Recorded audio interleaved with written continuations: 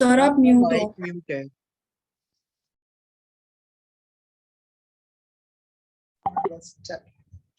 Sorry. चलो बेटा, अब बताओ लास्ट टाइम का न्यूमेरिकल सबको क्लियर थे बेटा? हाँ जी, जो लास्ट में किया था न्यूमेरिकल मिक्सिंग ऑफ पावर, याद है? एसिड और बेस को मिक्स करके एंथैल्पी ऑफ न्यूट्रलाइजेशन के कंसेप्ट किए थे। क्लियर? तो बेटा आज का लेक्चर भी ना आपको इंटरेस्टिंग लगेगा। अगर पहले सीबीएसई की बात करें तो आपको क्या होता है, पेपर में डेफिनेशंस आ जाती हैं।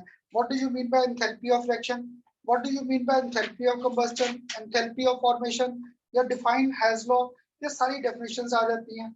और अगर हम लोग सीबीएसई में एमसीक्यू या कंपटीशन में एमसीक्यू की बात करें, हम लोग आपको रिएक्शन दे देंगे। You have to sort them out whether this enthalpy is in terms of reaction या इन टर्म्स ऑफ कंबस्टन या in terms of formation. Clear? तो जो भी ना तुम्हें से कुछ स्टूडेंट मुझे कह रहे थे, खन्ना सर आपके साथ ना हमें टॉपिक समझना आसान, इसलिए कोई ना कोई लॉजिक बना लेते हैं। तो आज ना मुझे बस टॉपिक आगे स्टार्ट करने से पहले मुझे कुछ बेसिक टर्म्स क्लियर करनी है, तो उन्हें हम लोग डिफाइन कैसे करेंगे। What do you mean by this enthalpy of reaction, what do you mean by enthalpy of reaction, एक ये डेफिनेशन आएगी बेटा। इसको फर्दर हम लोग डिवाइड कर देंगे इनटू टू टाइप्स। एक आ जाएगा हमारे पास एंथैल्पी, एंथैल्पी ऑफ कंबस्टन। एक आ जाएगा यहाँ पर हमारे पास एंथैल्पी ऑफ फॉर्मेशन। तो बेटा अगर ये एंथैल्पी का टर्म है तो पक्का है ऊपर वाले को represent by delta H. Clear? अगर ये रिएक्शन है तो इसके फुट में मैं यहाँ पे आर लिखकर छोड़ दूं, जहाँ पे डेल्टा एच के नीचे आर लिख दिया। This stand for our enthalpy of reaction. यहाँ पे क्या लिखा है, कंबस्टन, तो यहाँ पे अगर डेल्टा एच इसके फुट में मैं सी लिखकर छोड़ दूं, this stand for enthalpy of combustion. ऐसे ही यहाँ पे फॉर्मेशन है, यहाँ पे डेल्टा एच अगर इसके फुट में एफ कर दिया, this stand for our enthalpy of formation. तो बेटा सीबीएसई के पेपर में आपको ये तीनों डेफिनेशंस आ सकती है, define enthalpy of reaction, combustion या फॉर्मेशन। क्लियर? कंपटीशन तक या आगे एमसीक्यूज में अगर मुझे ये लॉजिक्स क्लियर नहीं है तो मैं आगे के आज जो न्यूमेरिकल्स करने हैं वो न्यूमेरिकल सॉल्व करने मुश्किल है। आपको समझ नहीं आएगा कि whether reaction is given in terms of combustion या इन टर्म्स ऑफ फॉर्मेशन या this was on the basis of general concept. तो देखो एंथैल्पी लास्ट टाइम याद है डेल्टा एच किया था, this stand for heat content contained in the system. तो देखो अगर मैंने रिएक्शन लिखा है तब ये तो जनरल कांसेप्ट आ गया। डेल्टा एच अगर मैं जनरल सा डिफाइन करूं क्या था, when our reactants get converted into products, जब मेरे रिएक्टेंट्स कन्वर्ट हो रहे हैं प्रोडक्ट्स में तो क्या होगा, previous bonds are broken and new bonds are form. तो मुझे नहीं मालूम मेरे सिस्टम में जब मैं रिएक्टेंट्स को कन्वर्ट कर रहा हूँ प्रोडक्ट्स में, either energy is released or either energy is absorbed. So there we talk in terms of enthalpy of reaction, जो जनरल कंसेप्ट है जिसमें मैंने मोल्स का नाम ही नहीं लिया। तो बेटा आज के लेक्चर का सबसे इंपॉर्टेंट कंसेप्ट था, जो भी हमारी डेफिनेशंस है these are on the basis of per mole concept. Clear? मुझे इनकी बड़ी बड़ी डेफिनेशन कुछ नहीं याद, बस एक सिंपल सा कंसेप्ट याद है। जहां पर भी ये कंबस्टन ऑफ फॉर्मेशन है या कोई और कंसेप्ट आएगा, we always talk in terms of 1 mole of our given substance. Clear? तो मुझे ना ये टर्म्स कोई भी समझानी आसान नहीं थी, तो मैंने क्या किया, इनके थोड़े से एग्जांपल कंसीडर किए। क्लियर? एक पहला एग्जांपल आपके साथ यहाँ पर मैंने कंसीडर, सपोज यहाँ पर इसको मैंने थोड़ा कट शॉर्ट कर दिया, यहाँ पे इसको मैंने सिर्फ यहाँ पर डेल्टा एच सी लिखकर छोड़ दिया। क्लियर? सपोज मैंने पेपर में आपको 3-4 एक्शन दे रखे, फर्स्ट, सेकंड, थर्ड और यहाँ पे फोर्थ, मैंने 4 एक्शन पेपर में दे रखे थे। फर्स्ट सेक्शन मैंने लिया carbon reacts with CO2 oxygen to give us formation of CO2। ऐसे सेकंड रिएक्शन में किया हाइड्रोजन, इसे कंबाइन किया with half oxygen to get formation of water. ऐसे एक थर्ड रिएक्शन और लिखा मीथेन, कंबस्टन ऑफ मीथेन। तो मुझे ये भूल गया, तुम लोग बताओगे अगर कंबस्टन ऑफ मीथेन कर रहे थे what are the major products forms? CO2 और H2। गुड बेटा, किसी भी हाइड्रोकार्बन को बर्न किया ऑक्सीजन में और कुछ मिले या ना मिले, CO2 और वाटर की फॉर्मेशन तो होगा ही होगा। एक और एग्जांपल मैंने नीचे लिख दिया, हाइड्रोजन और ऑक्सीजन को रेड करके we get formation of water, और इस सेक्शन को यहाँ पर मैंने बैलेंस कर दिया। क्लियर? अगर बैलेंस कर दिया तो बेटा मेरा ना पूरा आज का लेक्चर इन 4 एक्शंस के बेस पे समझाना आसान हो जाएगा। क्लियर? तो यहाँ पर देखो कार्बन और ऑक्सीजन को रेड करके CO2, तो यहाँ पे पक्का है हमारे पास डेल्टा एच की जो वैल्यू है। क्लियर? तो बेटा मुझे ना इनके मैग्नीट्यूड्स नहीं याद, मुझे मैग्नीट्यूड्स चाहिए भी नहीं। क्लियर? इसका सपोज डेल्टा एच का जो वैल्यू आ रहा है that is negative kilo joules per mole. ऐसे ही इस केस में भी जो डेल्टा एच कैलकुलेट किया ये भी हमारे पास क्या था, नेगेटिव। यहाँ पर भी जो हमारे पास डेल्टा एच की वैल्यू है दैट इज नेगेटिव। लास्ट में भी कंबस्टन कर रहा हूँ किसकी, हाइड्रोजन की, तो यहाँ पर भी पक्का है हमारे पास डेल्टा एच का कंसेप्ट हमारे पास क्या आ रहा है, नेगेटिव। क्लियर? तो मुझे ना देखो अब ये सारी डेफिनेशन समझानी आसान होगी। अगर मैं बोल रहा था एंथैल्पी ऑफ रिएक्शन तो क्या था, पहली रिएक्शन को देखो, कार्बन और ऑक्सीजन कंबाइन किए तो give us formation of CO2। अगर डेल्टा एच नेगेटिव है that means heat is being evolved. ऐसे ही सेकंड में हाइड्रोजन को रेड किया किसके साथ, half mole of oxygen, we are getting formation of 1 mole of water. इसमें भी हीट क्या हो रहा है, इवॉल्व, तो यहाँ पे डेल्टा एच नेगेटिव। अगर थर्ड रिएक्शन हो, मीथेन की कंबस्टन किया, clear, we burn methane in the presence of oxygen, we get CO2 and water, here also heat is being evolved. तो बेटा देखो इन सारी रिएक्शंस को मैं एंथैल्पी ऑफ रिएक्शन बोल सकता था। क्यों? क्योंकि क्या है, इसमें 1 मोल, इसमें आधा मोल, इसमें हमारे पास, अगर इस सेक्शन को भी मैं बैलेंस कर दूं तो यहाँ पे ये ट्वाइस और यहाँ पर भी ये ट्वाइस, यहाँ पे ये 2 मोल्स घूम रहे हैं। क्लियर? तो बेटा एंथैल्पी ऑफ रिएक्शन क्या था, when our given reactants are converted into products. जब मैं रिएक्टेंट्स को कन्वर्ट कर रहा हूँ किसमें, into products, the amount of heat evolved और absorbed is known as enthalpy of reaction. इसे नाम दे दिया एंथैल्पी ऑफ रिएक्शन। तो तुम्हारे ना सीबीएसई के पेपर में ये कई बार डेफिनेशंस आ जाती है। ये सबसे कॉमन क्वेश्चन आता है, define enthalpy of reaction, combustion, formation, नहीं तो कंपटीशन तक इनके न्यूमेरिकल्स इंपॉर्टेंट है। अब अगर पहली टर्म क्लियर है, अब सेकंड क्या लिखकर बैठा था, एंथैल्पी ऑफ कंबस्टन। जब पूछ ले पहले तभी आ गया। बेटा मैंने एक टिप दिया था, किसी भी हाइड्रोकार्बन को बर्न करो ऑक्सीजन में, क्लियर, तो we get evolution of heat. तो यहाँ पे देख कार्बन है, यहाँ पे कार्बन और हाइड्रोजन है, और यहाँ पे कंबस्टन, हाइड्रोजन ये छोटी क्लास से बड़ा था, large amount of heat is produce exothermic, ये तो आग पकड़ लेता है। क्लियर? ये बेसिकली लाइटनिंग का ही कंसेप्ट नहीं था। लाइटनिंग में हाइड्रोजन और ऑक्सीजन कंबाइन किए, वाटर, तो जो हीट मिल रहा है हमारे साथ ही। क्लियर? और ये जो रिएक्शन था हाइड्रोजन और ऑक्सीजन, ये दोनों रिएक्शन ऑलमोस्ट सेम लॉजिक पे थी।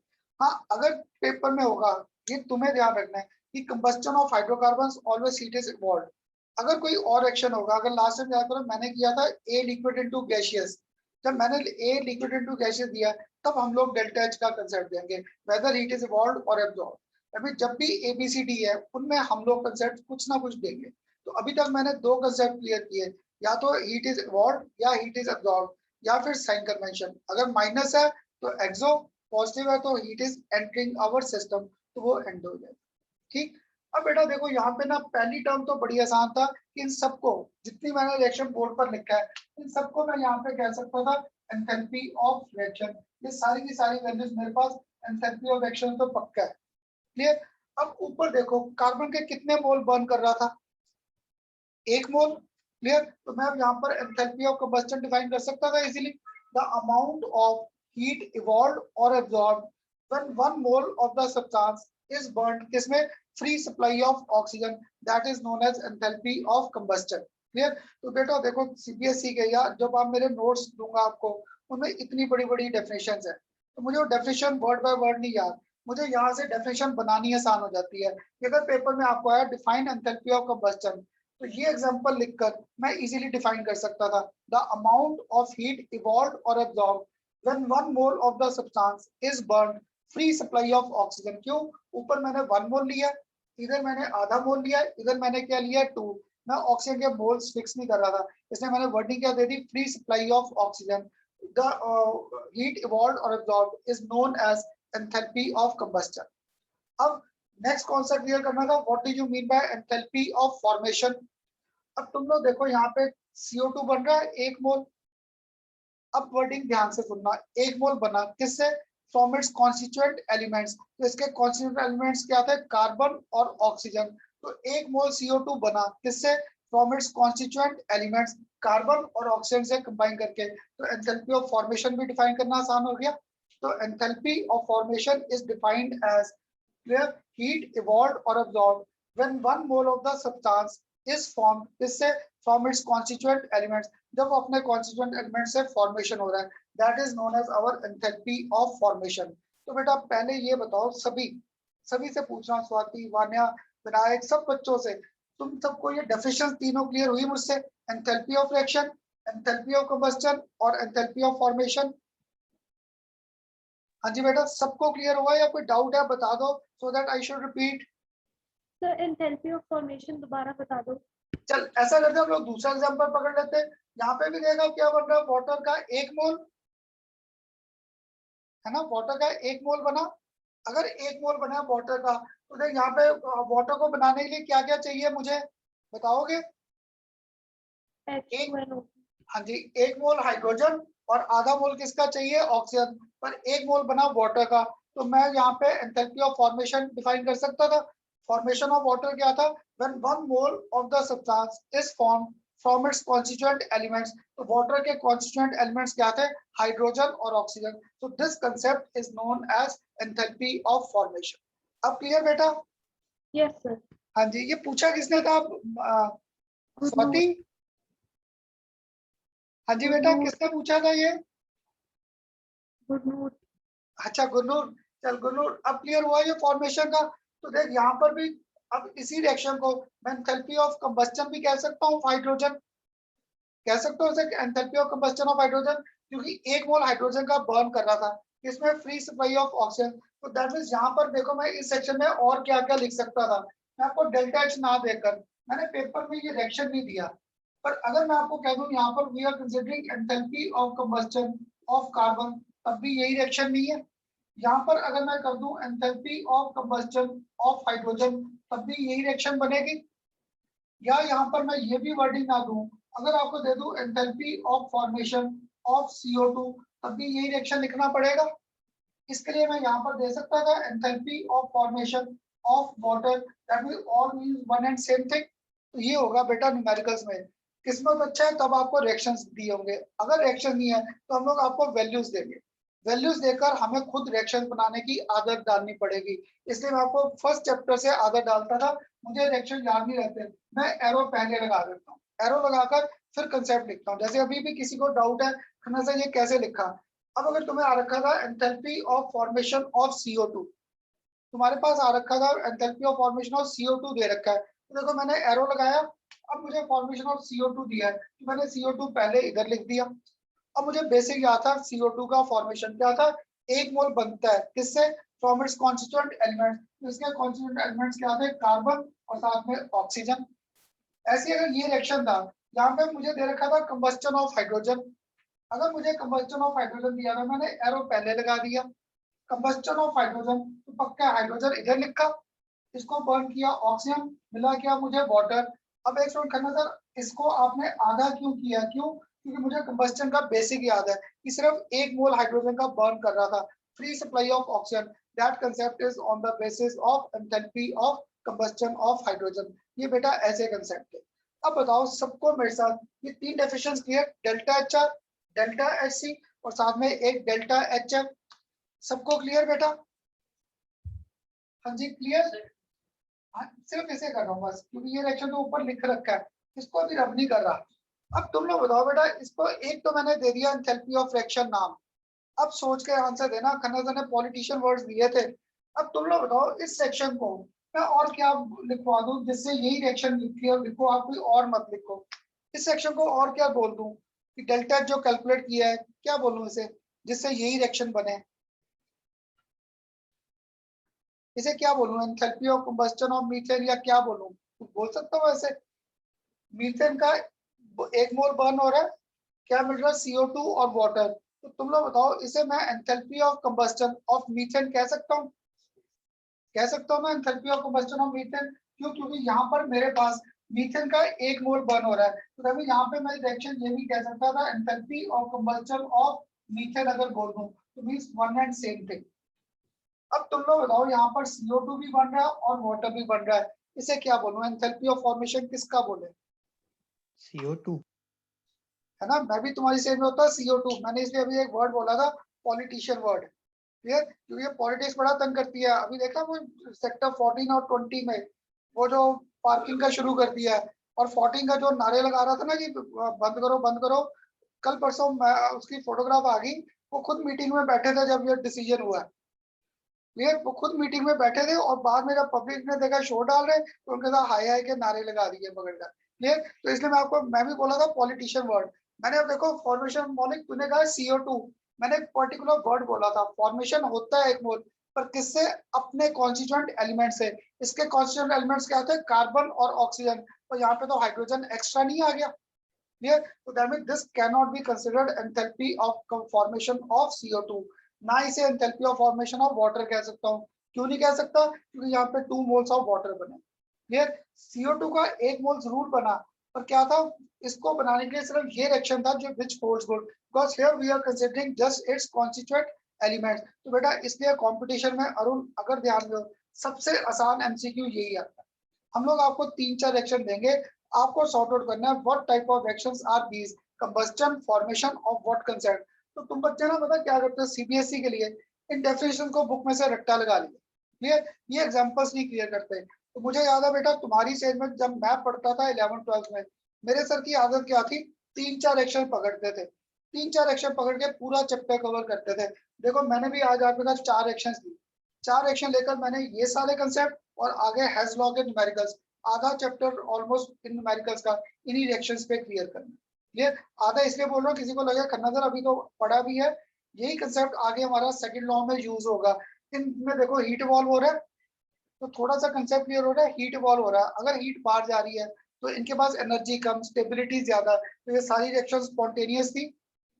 एक बार अगर इनिशिएट कर दूं अपने आप होती रहेंगी। क्लियर। तो हमारा सेकंड लॉ किस पे बेस्ड था? Spontaneity of reaction. इसलिए आज बेटा फर्स्ट लॉ खत्म होगा, नेक्स्ट लेक्चर में we will be talking on terms of our second law, वहां पे यही एग्जांपल सारे फिर आएंगे। क्लियर। तो अब तुम लोग बताओ इस लास्ट सेक्शन को, ये जो लास्ट सेक्शन है इसे मैं क्या बोलूं? इसे कह सकता हूँ enthalpy of combustion of hydrogen या enthalpy of formation of water? नहीं ना, क्योंकि कंबस्टन करूं तो ये हाइड्रोजन के 2 मोल ले रखे हैं, वाटर की बात करूं तो 2 मोल बन रखे हैं। हाँ अगर पेपर में सपोज ये मेरा आंसर क्या आ रहा है? x आ रहा है, अगर इसे मैं डिवाइड बाय 2 कर दूं, जो मेरे पास एंथैल्पी ऑफ कंबस्टन आ रही है या रिएक्शन आ रहा है, अगर उसे डिवाइड बाय 2 कर दूं, तब सारे कंसेप्ट होल्ड गुड करके, क्योंकि जब डिवाइड बाय 2 किया तब ये भी खत्म, ये भी खत्म, और यहाँ पे घूम फिर के क्या आ गया? हाफ और 2, तो यही रिएक्शन नहीं आ गई घूम फिर कर। इसलिए बेटा आज मैंने आपको ना ये टर्म्स क्लियर करने के लिए ये 3-4 एग्जांपल्स पकड़े थे, इनके बेस पे हम लोग अपनी सारी टर्म्स को क्लियर कर सकते थे। क्लियर। तो तुम में से एक स्टूडेंट अभी भी कहता है खन्ना सर मुझे डेफिनेशन याद नहीं हो रही। देखो मैं हर बार जब भी बोलता हूँ नई डेफिनेशन आ जाती है। सपोज आपको था खन्ना सर ये समझा दो enthalpy of formation of enthalpy of formation का कंसेप्ट, तो अगर ये था तो इसी एग्जांपल को पकड़े, इस एग्जांपल को पकड़े, तो यहाँ पे वाटर का 1 मोल बना, किससे? 1 मोल हाइड्रोजन और आधा मोल किसका था? ऑक्सीजन का। तो तब हीट इवॉल्व और absorb when 1 mole of the substance is formed, किससे? From its constituent elements, that is known as our enthalpy of formation. Clear. अब बताओ बेटा सबको, जितने आप ऑनलाइन भी थे, सबको ये 3 terms clear? Enthalpy of reaction, enthalpy of combustion और एक ये एंथैल्पी ऑफ फॉर्मेशन, सबको क्लियर? क्या पूछो? हाँ अब देख कंबस्टन के लिए मैं फिर रिपीट कर देता हूँ। 1 मोल सब्सटेंस का बर्न करना है, ऊपर 1 मोल, इधर आधा मोल, इधर 2 मोल, दैट मींस ऑक्सीजन से मुझे कोई लेन देन नहीं है। तो मैंने ऑक्सीजन को प्रॉपर वर्ड क्या दे दिया? कंबस्टन है, तो कंबस्टन में ऑक्सीजन तो आएगा ही आएगा, free supply of oxygen. 1 mole substance का बर्न किया, 1 mole of the substance is burn in free supply of oxygen. Clear. Heat evolved और absorbed is known as enthalpy of combustion. तो बेटा हाइड्रोकार्बन्स की वैल्यू सब नेगेटिव है। Clear. पर जब हम लोग 12th क्लास की कुछ रिएक्शंस करेंगे कंबस्टन, वहां पे हीट एब्जॉर्ब भी होती है। क्लियर। वो वहां पे करेंगे। अब बताओ सबको मेरे साथ ये 3 डेफिनेशंस क्लियर? मुझे याद है बेटा जब नया नया पढ़ाता था ना, तो ये डेफिनेशन मैं खुद रट्टा लगा के फिर लिखवाता था आप बच्चों को। अब मुझे क्रैम करने की जरूरत नहीं है, बस यहीं से डेफिनेशंस क्लियर थी। क्लियर। हाँ जी। हाँ क्योंकि यहाँ पर देख जो लास्ट सेक्शन था, जब मैंने इसको इस फॉर्म में लिखा था, यहाँ पे भी ट्वाइस और यहाँ पर मेरे पास क्या था? ये था रिएक्शन। क्लियर। जब ये रिएक्शन था तो देख यहाँ पे कंबस्टन हाइड्रोजन के 2 मोल्स ले लिए, मैं तो 1 मोल की बात कर रहा था। क्लियर। फॉर्मेशन ऑफ वाटर भी नहीं कर सकता थे उसके कॉन्स्टिट्यूएंट एलिमेंट्स, पर बन कितने रहे थे? 2 moles. We only consider formation of 1 mole of given substance. Clear. तो यहाँ पे वाटर के कितने मोल्स बने? 2, इसलिए इसे मैं एंथैल्पी ऑफ फॉर्मेशन भी नहीं कह सकता। ठीक। हाँ जी बेटा सबको क्लियर ये डेफिनेशंस? हाँ, इसलिए ये सिर्फ डेल्टा एच आर का कंसेप्ट रहेगा। ठीक, इसलिए यहाँ पर इसको अगर मैं रब कर दूं तो ये सिर्फ डेल्टा एच आर का कंसेप्ट रह गया। अब देखो बेटा, मैंने हीट चेंज मेजर की, मेरी वैल्यू सपोज आ गई -100 जूल्स। क्लियर? तो एक और स्टूडेंट कहीं कर रहा था, उसकी वैल्यू आ गई -200 जूल्स। क्यों? क्योंकि मैंने टेम्परेचर अलग पे किया, हो सकता है वो हिली एरिया में था, तो हिली एरिया में या वो कहाँ पे था, प्लेन्स में, डेजर्ट में था, जहाँ पे हीट पहले ही ज्यादा थी।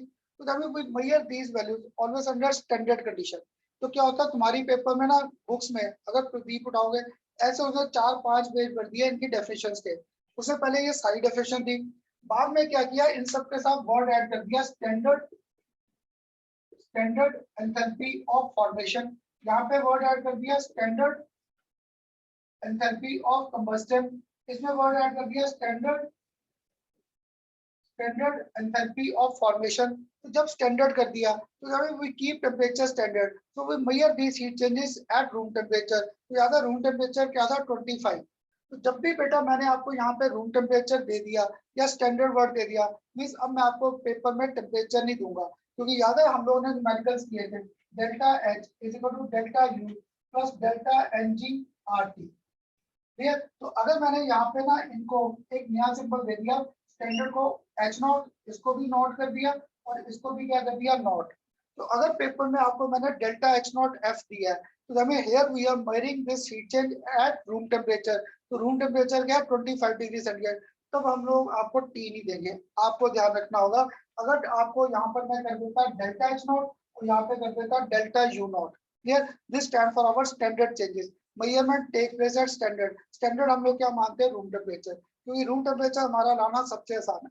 तो बेटा मैंने भी जब एमफिल में रिसर्च की थी ना, तो देखो जो टीचर हमें अगर कहता था संदीप अच्छा तू नया प्रैक्टिकल कर रहा है तो तू रूम टेम्परेचर पे कर, प्लीज हम लोग उस प्रोफेसर को सबसे अच्छा मानते थे, क्योंकि 25 डिग्री हम लोग गर्मियों और सर्दियों दोनों में ला सकते। कैसे? अगर मैं गर्मियों में कर रहा हूँ तो 30 डिग्री पे, तो मुझे याद है हम लोग आइस की बकेट्स, आइस के बड़े बड़े स्लैब्स ले आते थे, उनके पीसेस करके डाल देते थे, तो 30 से 25 डिग्री आ जाता था। अगर मैं विंटर्स में कर रहा हूँ तो 25 डिग्री तो रूम में है, उसमें हम लोग क्या हीटिंग रॉड लगा देते थे। अगर रूम में 20 डिग्री है या 21 डिग्री है तो हीटिंग रॉड डाल देते थे। तो मीन 25 डिग्री टेम्परेचर हमारा सबसे कन्वीनियंट टेम्परेचर था। तो जो टीचर हमें रिसर्च के टाइम 25 डिग्री पे कहता था ना प्रैक्टिकल करो, हम लोग सारे स्टूडेंट्स खुश हो जाते थे कि पूरा साल काम है। और एक कोई गंदा टीचर मिल गया किसी को और उसने कहा नहीं सारे कर 15 डिग्री पे, तो बेटा 15 डिग्री विंटर्स गर्मियों में तो आना ही नहीं, मीन्स वो 6 महीने बिल्कुल फ्री हो जाते थे। इसलिए जब मैं रिसर्च कर रहा था ना, मुझे याद है वहां पे जो पीएचडी कर रहे थे मेरे साथ कुछ स्टूडेंट, उनको बेटा 5-5 साल लग गए थे। क्यों? क्योंकि 6-6 महीने उनका काम ही नहीं होता था। और मेरे सर सबसे अच्छे मिले थे। मेरे सर ने टेम्परेचर क्या दे दिया था, 30 डिग्री। कहते संदीप 25 डिग्री पे सारे काम हो रखे हैं, तो मैं तुझे 20 पे दूं, तो मैं हंसने लगा, मैं कहता 20 दोगे? तो सर ने मेरा वो टेम्परेचर कर दिया था 30 डिग्री, क्योंकि 30 डिग्री भी गर्मी और सर्दियों दोनों में लाना आसान है, मुश्किल नहीं। तो मुझे याद है मैं तो सर से अपने बात करके सारे practical during MPhil research work में मैं रात को करता था। बेटा दिन में मैं कहीं जॉब पे जाता था और रात को आता था, मेरे ख्याल 10-11 बजे आता था रात को, और सुबह प्रभात के टाइम तक 4 या 5 तक मैं लैब में अकेला प्रैक्टिकल करता था। सर ने मुझे परमिशन दे दी थी लैब की फीस भी कि चल तू अकेला आगे कर जा प्रैक्टिकल, और टेम्परेचर ऐसा दे दिया कि विंटर्स और समर्स का कोई प्रॉब्लम ही नहीं था। तो मेरा ना सर ने ऐसे, तो तुम लोग ये नॉट का कंसेप्ट याद रखना, जहाँ पे नॉट है वहां पे हम लोग टेम्परेचर नहीं देंगे। Here we talk in terms of standard enthalpy of formation या standard enthalpy of combustion. That means these heat changes are measured at room temperature that is 25 degree. तो यहाँ पे टी पक्का क्या आ जाएगा, 298 केल्विन, क्योंकि 2 for 25 में 273 ऐड कर दो, 298 केल्विन आ जाएगा। क्लियर? अब बताओ बेटा मेरे साथ अभी सिंपल ये डेफिनेशंस क्लियर? हाँ जी बेटा, सबको क्लियर कर दूं ना? अब बेटा अगर अभी भी किसी को डाउट था, मैं एक एग्जांपल फिर लिखकर ना ये सारे कंसेप्ट फिर समझा देता हूँ ताकि किसी को भी इनमें डाउट ना रहे। क्लियर? अब बेटा यहाँ पे ना मैंने क्या किया आपके साथ, तुम लोग बताओ, एक तो कार्बन और ऑक्सीजन को चलो पकड़ा CO2। क्लियर? यहाँ पे मेरे पास डेल्टा एच, तो पक्का क्या आ गया, नेगेटिव। अब अगर मैंने यहाँ पे डेल्टा एच नॉट सी लिखा है, तुम लोग डिफाइन करोगे what do you mean by this delta H not C? हाँ, delta H not heat change था during C, C stand for क्या था, कंबस्टन, ऊपर नोट कर दिया, तो बड़ी सी स्टेटमेंट क्या आ गई, स्टैंडर्ड एंथैल्पी ऑफ कंबस्टन किसका, कार्बन का आ गया, standard enthalpy of combustion of carbon ना, कंबस्टन हो रहा है क्योंकि जब मैंने नोट कर दिया ऊपर नोट, तो note stand for standard condition, that means we measure this heat change keeping our temperature room temperature, मैं रिएक्शन को रूम टेंपरेचर पे कर रहा हूँ। क्लियर, तो बेटा ऐसे ही करो, चलो एक और, ताकि हम तभी हम लोग आगे बढ़े, ताकि तभी हम लोग आगे बढ़े। इसका एक और एग्जांपल लिखा CO, इसको मैंने कंबाइन किया हाफ O2, अब यहाँ पर भी बन गया CO2, यहाँ पे मैंने अब लिखा delta H not formation of CO2। Clear, अब तो लोग बताओ, अगर मैंने delta H not F formation for CO2 लिखा है, फॉर CO2, क्लियर, तो अब बताओगे यहाँ पर इसका मीनिंग क्या हुआ, standard enthalpy of formation of CO2 आ गया। इस स्टूडेंट कहता है खन्ना सर नहीं आपने गलत लिखा है। अब देखो बेटा क्या बोली थी मैंने, फॉर्मेशन की डेफिनेशन, एक मोल बनता है किससे, फ्रॉम इट्स कॉन्स्टिट्यूएंट एलिमेंट्स, तो CO2 को बनाने का ये भी मेथड गलत तो नहीं है। कार्बन मोनोऑक्साइड ये भी आधा मोल है, ये एक मोल है, ये आधा है, तो टोटल तो CO2 एक मोल ही बन रहा है, और बन किससे रहा है, फ्रॉम इट्स कॉन्स्टिट्यूएंट एलिमेंट्स, कौन से थे, कार्बन और oxygen. This can also be considered as enthalpy of formation of CO2। अब तुम लोग सोच के बताओ, इसे मैं यहाँ पर enthalpy of combustion of CO बोल सकता हूँ, इस रिएक्शन को मैं यहाँ पर enthalpy of combustion of CO बोल सकता हूँ कि नहीं, Yes, sir. है ना, क्योंकि एक मोल को बर्न कर रहा हूँ किसमें, फ्री सप्लाई ऑफ ऑक्सीजन, तो हीट इवॉल्व और absorbed is known as enthalpy of combustion of carbon monoxide. ये था बेटा आज का लेक्चर का सबसे इंपॉर्टेंट लॉजिक, तो मुझे ये टर्म्स क्लियर होनी चाहिए, only then we will be able to solve our numericals. और तुम लोग ना कोई भी कंपटीशन का पेपर उठाओगे पिछले 5-6 साल का, 3 या 4 बार तो पक्का है आपको ये हेज लॉ के न्यूमेरिकल्स आए ही आए, हर पेपर में आते हैं, चाहे आपका NET हो चाहे आपका JEE हो। और CBSE में सबसे आसान या तो ये डेफिनेशंस नहीं आई तो ऐसे रिएक्शन दी होंगी, और आपको बताना ये कंबस्टन ऑफ कार्बन है, फॉर्मेशन है या क्या है, ऐसे इनके कंसेप्ट को आइडेंटिफाई करना है। क्लियर, अब बताओ मेरे साथ ये तीनों टर्म सबको क्लियर, हाँ जी क्लियर, हाँ जी विनायक, गुरनूर, यस सर, हर्षिता, सबको क्लियर बेटा, Yes, sir. Summer, Yes. Clear, Divyanshu, हाँ जी दिव्यांशु क्लियर, ये फिर भाग तो नहीं गया कहीं खेलने चला गया दिव्यांशु, अब तेरा बड़ा ध्यान रखना पड़ता है। हाँ जी, हाँ जी ना जी कुछ तो बोल दे, ये ना मेरे बेटा का भाई तो नहीं है, वो भी क्लास ऑन करके फिर कभी इस रूम में कभी उस रूम में, और एक दिन उसको फिर टीचर ने रूम से क्लास से डीबार कर दिया, तो फिर रोए बैठ के, मुझे तो क्लास से निकाल दिया क्योंकि पहली बार निकला था क्लास से कॉलेज में, तो तू भी अब मुझे आंसर कर दिया करो। अब बेटा अगर ये टर्म्स क्लियर है, अब ना मुझे यहाँ पे आगे बढ़ने से पहले अब हमें क्लियर करना था what do you mean by this hedge law. हमारे CBSE के पेपर में ये हेज लॉ बड़ी बार डिफाइन करना आ रखा है, तो बेटा मैंने आपको ना ये 3 डेफिनेशन ही लिखवाई, क्योंकि डेफिनेशन लिखवाने बैठ गए ना बड़ा टाइम खराब भी होगा, और तुम लोग क्या बोर हो गए, मैं भी बोर हो जाऊंगा लिखवाते, पर अब क्लियर कर दी, नोट्स में दे रखी है, और मेरा ख्याल किसी को क्रैमिंग की जरूरत भी नहीं है, अगर लॉजिक क्लियर है 2-3 मिनट सारे लगेंगे इसको याद करने में। क्लियर, अब बेटा ये जो नेक्स्ट हेज लॉ था ना, ये बड़ा इंपॉर्टेंट है। तुम लोगों ने 10th क्लास में कौन सा पढ़ा था, law of conservation of energy, क्या था मुझे नहीं पता, 10th में भी पढ़ा, फिजिक्स में भी शायद पढ़ा होगा, law of conservation of energy क्या कहता है वो लॉ, मुझे नहीं क्लियर, तुम लोग बताओगे।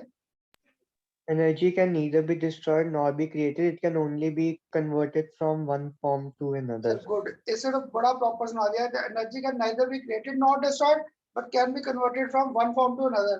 तो बेटा ये जो हमारा हेज लॉ था ना, ये law of conservation of energy पर ही बेस्ड है।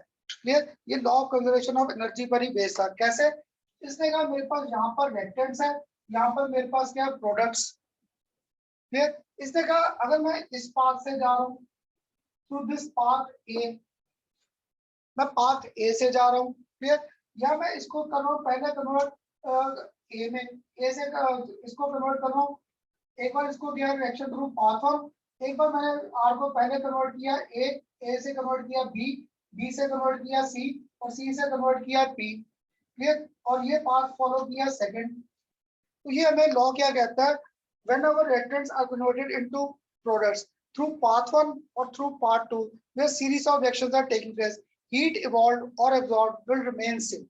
ये हेज लॉ क्या कहता है, रिएक्शन को चाहे मैं ऊपर वाले पाथ से कन्वर्ट करूं प्रोडक्ट्स में, या मैं रिएक्टेंट्स को पहले ए से बी, बी से सी और सी को कन्वर्ट करूं इनटू प्रोडक्ट्स, तभी we follow series of step, every time heat evolve और एब्जॉर्ब विल बी सेम। तो ये basically law of conservation of energy पे बेस नहीं हो गया, तो मुझे इससे ना हेज लॉ की डेफिनेशन याद करना आसान हो गया। बट आप 3-4 लाइनें छोड़ देना, डेफिनेशन अभी लिखवा दूंगा।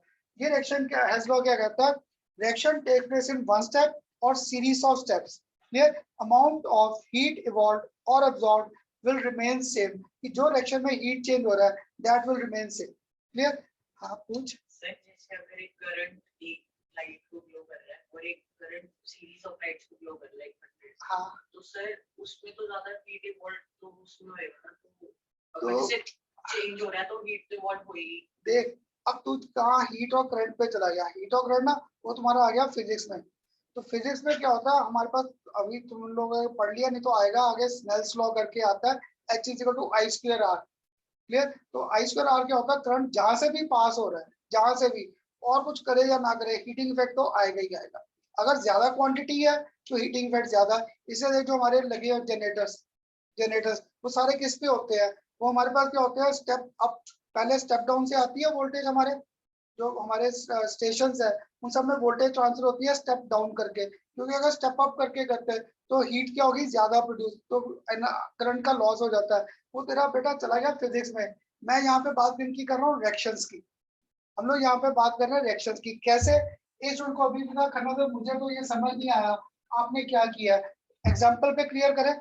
एग्जाम्पल पे मैंने कैसे क्लियर किया, कार्बन को रेड किया oxygen, we get formation of CO2। इस केस में मेरे पास जो डेल्टा H की वैल्यू है suppose that is -393.5 kilo joules, clear. Carbon को रेड किया ऑक्सीजन के साथ, clear, we get formation of CO2। इसमें डेल्टा H क्या आ गया, -393.5 किलो जूल्स, क्लियर। अब मैंने क्या किया, एक बार ये रिएक्शन ऐसे कर दी, सेकेंड टाइम मैंने यहाँ पर क्या किया, कार्बन को रेड किया with limited supply of oxygen. अगर लिमिटेड सप्लाई किया तो here we get formation of CO। CO में सपोज मेरे पास यहाँ पर डेल्टा H की वैल्यू क्या है, -110.5 किलो जूल्स। ये बेटा मुझे पढ़ाते पढ़ाते वैल्यूज याद है, तुम्हें नहीं वैल्यूज याद करने की जरूरत, ये सिर्फ एग्जांपल समझाने के लिए लिख रहा था। अब सेकंड स्टेप में मैंने क्या किया, CO को रेड कर दिया विद हाफ ऑक्सीजन, तब मुझे फॉर्मेशन किसकी आ गई, CO2, क्लियर। और इस केस में मेरे पास डेल्टा H की वैल्यू गिवन है -283, यहाँ पर हमें वैल्यू गिवन है -283.5 किलो जूल्स, क्लियर। अब मैं इन दोनों रिएक्शन को ऐड अप करूं, करें ऐड अप, तुम लोग बताओगे क्या रह गया रिएक्टेंट्स में और क्या रह गया प्रोडक्ट्स में। हाँ जी, CO और CO कट गया दोनों साइड। अगर जिसको ये मुश्किल लग रहा है बेटा 10th क्लास में तुम सारे न्यूमेरिकल्स नहीं करके x + 2y = this, 2x + 3y = this, elimination नहीं करते थे, क्रॉस मल्टीप्लाई किया, क्रॉस मल्टीप्लाई करके कैंसिल आउट करते जाते थे, वही बस मैंने किया, क्लियर। ये CO और CO क्या कॉमन, तो तुम में से कोई बताएगा, इधर कार्बन तो रह गया और क्या लिखूं, है ना, हाफ ये और हाफ ये O2, इधर CO कैंसिल हो गया, क्या आ गया CO2। इस केस में डेल्टा H की वैल्यू ऐड करो, वही नहीं आ रही 393.5 किलो जूल्स, क्लियर। तो ये मेरा हेज लॉ ही नहीं आ गया, हेज लॉ नहीं आ गया। कार्बन को रेड किया with free supply of oxygen, तो CO2 की फॉर्मेशन, हीट वॉल क्या था -393। इसमें मैंने दो स्टेप्स किए, पहले limited supply, we get formation of CO, फिर CO को फर्दर ऐड किया limited supply, we get formation of CO2। तो रिएक्शन को एक स्टेप में करें या रिएक्शन को सीरीज ऑफ स्टेप में, जो हीट चेंज है that value is always same, this was our Hess law. तो CBSE में बेटा तुम्हें सबसे आसान ये हेज लॉ डिफाइन करना आ रखा है, डिफाइन हेज लॉ, क्लियर। और अरुण या बाकियों को अगर बेटा ध्यान में रहे, सबसे ज्यादा न्यूमेरिकल्स हमारे कंपटीशन में इस लॉ के आते हैं, हेज लॉ, क्योंकि यहाँ पे मेरा पूरा पहला first law of thermodynamics compile हो गया, क्लियर। तो बेटा अब देखो यहाँ पर मैंने एग्जांपल्स, पहले ये बताओ हेज लॉ का एग्जांपल सबको क्लियर हुआ, हाँ जी बेटा, तो पता है क्या, अगर मैं तुम्हारे स्कूल में अभी ये चैप्टर स्टार्ट नहीं किया, तो जब मैं पढ़ाता हूँ ना नॉर्मल क्लासेस में और तुम्हारे सिलेबस कंटिन्यूटी में होता था, तो बड़े बच्चे मुझे कहते खन्ना सर आपसे ये न्यूमेरिकल आसान लगे, जब मैम सॉल्व करती है ना तो क्या होता है, इनको जब सॉल्व करो ना बेटा, कभी 2 से मल्टीप्लाई, कभी 3 से मल्टीप्लाई, कभी 4 से, तो आखिर में मैं भी जब करता था, कभी ऑक्सीजन रह जाता था अनरिलेटेड, कभी इधर कुछ आ गया, कभी कोई आंसर माइनस आ गया। आज ना मैंने अब आपको इनके न्यूमेरिकल्स के स्मॉल टिप्स देने हैं। क्लियर? टिप्स देने से क्या होगा, ये न्यूमेरिकल बड़े आसान है। नहीं तो मैं भी ना आपकी से में पढ़ता था 11th क्लास में, तो मुझे याद है मैंने 11th की कोचिंग थर्मोडायनेमिक्स से स्टार्ट की थी। डीएवी कॉलेज में था, क्योंकि पहले हमें वाइस प्रिंसिपल सर पढ़ाते थे, तो वाइस प्रिंसिपल सर बड़ा अच्छा पढ़ा रहे थे, तो मैंने ना थर्मोडायनेमिक्स से पहले जो चैप्टर था शायद स्टेट्स ऑफ मैटर था, मैंने कोचिंग नहीं ली थी, क्योंकि सर अच्छा पढ़ा रहे थे, वही चलते गए। बाद में क्या हुआ, हमारे प्रिंसिपल सर बीमार हो गए और वाइस प्रिंसिपल बन गए एक्टिंग प्रिंसिपल, फिर उनके पास टाइम ही नहीं रहता था। तो फिर मैंने ना जिन सर से कोचिंग स्टार्ट की थी, थर्मोडायनेमिक्स से स्टार्ट किया था, और सर हमें ना 4-5 बच्चे थे बैठकर पढ़ाते थे। और सर के पास क्या होता था, अगर 4-5 बच्चे पढ़ रहे हैं, तो जब तक सेशन खत्म होता था, 2 रह जाते थे, 2 या 1, क्योंकि सब पिटाई बड़ी करते थे। तो जो बैठ के पढ़ा रहे हैं ना, तो ऐसे पेन फंसा देते थे यहाँ पर, पेन फंसाकर, हाँ संदीप आंसर दे, क्या आएगा इसका, वो आंसर क्या देना, इधर इतनी दर्द हो रही है, या फिर पीछे से पिटाई कर देते थे, तो सर बड़ी पिटाई। और इन न्यूमेरिकल का मुझे याद है सर ने हमें इतनी पिटाई की हुई है ना हमारी, तो ये क्या तुझे आता नहीं है समझ, इसको 2 से मल्टीप्लाई कर दे, इसे 3 से कर दे, इन्हें ऐड कर दे, इन्हें माइनस कर दे, पागल कर देते थे हमें। क्लियर? तो बेटा अभी अगर ये एग्जाम्पल क्लियर है, इसको मैं थोड़ा सा कट शॉर्ट करूँ पूरे एग्जाम्पल को, जैसे अभी था करना सर पूरा बोर्ड भर दिया, इसका मैंने करना क्या था, तो बेटा मुझे सर ने यहाँ पे कार्बन, यहाँ पर मैंने क्या लिख दिया CO2, क्लियर, यहाँ पर मैंने क्या लिख दिया CO, क्लियर। तो देखो बेटा यहाँ पर मैंने कार्बन को रेड किया किसके साथ, ऑक्सीजन, क्लियर। तो we get formation of CO2, और इस केस में डेल्टा एच की वैल्यू क्या थी, -393.5 किलोजूल्स, क्लियर। अब इधर सबने मेरे साथ या मैंने क्या किया, कार्बन को रेड किया with half mole of oxygen, और इस केस में मेरे पास डेल्टा एच की वैल्यू -1। अब चलो मैंने ये वैल्यूज नहीं लिखी, चलो मैं भूल गया इन वैल्यूज को, क्लियर। मैंने यहाँ पे डेल्टा एच दे दिया, यहाँ पे ये डेल्टा एच दे दिया, ये कंसेप्ट दे दिया डेल्टा H1। अब कार्बन मोनोऑक्साइड को मैंने कन्वर्ट किया किसमें, इसमें, तो यहाँ पर भी क्या हाफ ऑक्सीजन यूज कर दिया। सपोज यहाँ पर वैल्यू क्या थी, डेल्टा H2, देखा, कार्बन को ऑक्सीजन में कन्वर्ट किया थ्रू पाथ 1, कार्बन को CO2 में कन्वर्ट किया थ्रू पाथ 2। अगर तुम में से किसी को मेरे साथ लॉ क्लियर हुआ है, तो तुम लोग मुझे इन तीनों टर्म्स को रिलेट करा दोगे, ये डेल्टा एच, डेल्टा H1 और डेल्टा H2 आपस में कैसे रिलेटेड होगी। Delta H is equal to delta H1 plus delta H2. शुक्र है, गुड गुड, क्योंकि इससे मुझे खुशी ये मिलती है कि मैं अगर इतने एग्जांपल दे रहा था, तुम्हें इतनी कहानियां सुनाई, तो मींस लॉजिक क्लियर हो गया कि रिएक्शन को एक पास से करे या 2 पास से करे, जो हीट चेंज की वैल्यूज है, these values are always same. तो this was our Hess law. तो बेटा सीबीएसई में सबसे आसान ये हेज लॉ की डेफिनेशन आ गई, क्लियर, इसकी डेफिनेशन। और आज इन्हीं कंसेप्ट के अब हमारे पास न्यूमेरिकल्स, क्लियर, इन्हीं कंसेप्ट के न्यूमेरिकल्स आ जाएंगे। तो यहाँ पे enthalpy of delta H is equal to H1 plus H2, तो ये था हमारा हेज लॉ का बेसिक, क्लियर। तो अब बताओ बेटा, हेज लॉ की अगर मैं डेफिनेशन ना भी लिखवाऊं, कोई लिखवा सकता है मुझे, क्या लिखें हेज लॉ की डेफिनेशन। एक तो आसान डेफिनेशन मैं बोल देता हूँ, heat can neither be created not destroyed but can be converted from one form to another. एक आसान डेफिनेशन तो मैंने बता दी, जो मैंने इतना समझाया है इसके बेस पे क्या बोलना है हेज लॉ। हाँ जी, कोई बोल दो डेफिनेशन मुझे, hedge law, Hindi English Punjabi किसी में भी। हाँ From जी बनाए, conversion हाँ कोई बोल दो। from conversion of product to reactant to product, the heat remains constant. Uh, good, ठीक है ठीक है। Whether reaction take place in one step और in series of step, clear. चाहे एक स्टेप में हो, मैंने सीरीज क्यों बोला, अभी समझाने के लिए मैंने 2 लिखा है। जब न्यूमेरिकल करेंगे ना, देखना 3-3 4-4 स्टेप्स आ जाएंगे, तो सीरीज ऑफ स्टेप्स इसलिए बोला था। गुड बेटा, क्लियर था डेफिनेशन। तो अब लिखवा दो इसकी डेफिनेशन, लिख लो। What do you mean by this Hess law, what do you mean by this Hess law. This law states that This law states that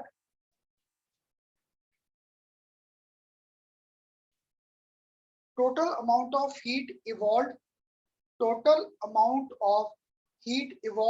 or absorbed, total amount of heat evolved or absorbed in the reaction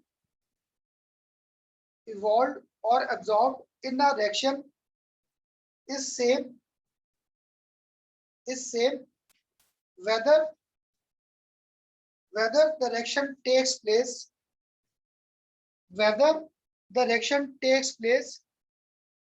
in one step,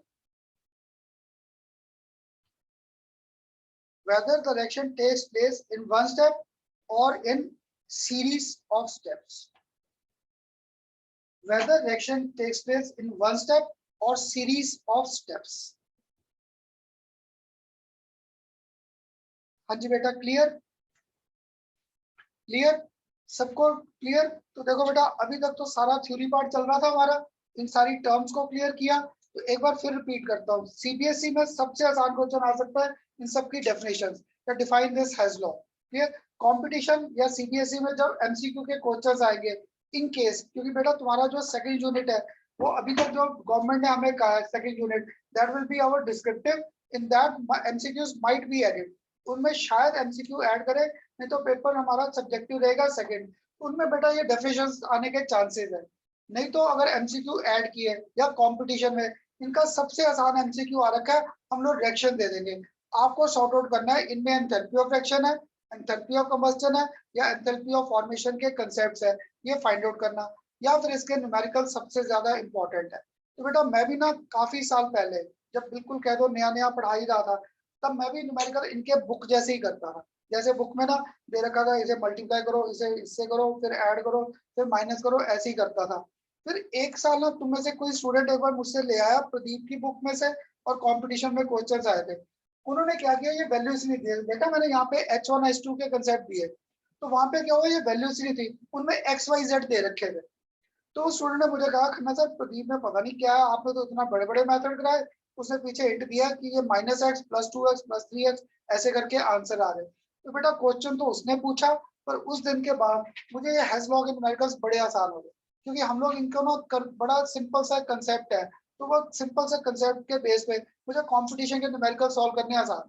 और बेटा competition में क्या होता है, हम लोग इनके ना जैसे वैल्यूज देखा, मैं अभी बोल रहा था 110 210 वैल्यूज दे रहा था, वैल्यूज देखते ही नहीं, वहां पे हमें दे देते हैं -x -y +x +y, minus का मीनिंग हीट इवॉल्व और प्लस का मीनिंग क्या हो गया, हीट एब्जॉर्ब, और एक्स वाई के बेस पे न्यूमेरिकल सॉल्व करने भी क्या हो जाते हैं, आसान।